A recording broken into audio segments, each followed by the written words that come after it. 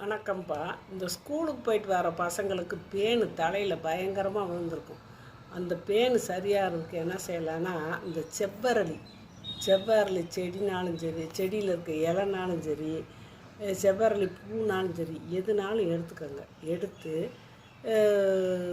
அது கூட வேப்பலை கொஞ்சம், உங்கள் தேவையான அளவுக்கு ஒரே அளவாக இருக்கணும்.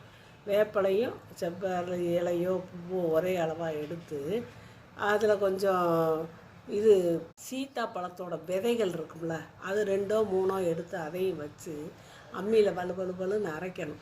அரைச்சி தலையில் நல்லா எடுத்து நல்லா ஒரு இடம் விடாமல் சீப்பு வச்சு வகுந்து அந்த இடத்துல வச்சு தலையில் நல்லா அப்பிடணும். ஒரு இடம் விடாமல் அப்பிட்டு வெயிலில் ஒரு மணி நேரம் உட்கார வைக்கணும்.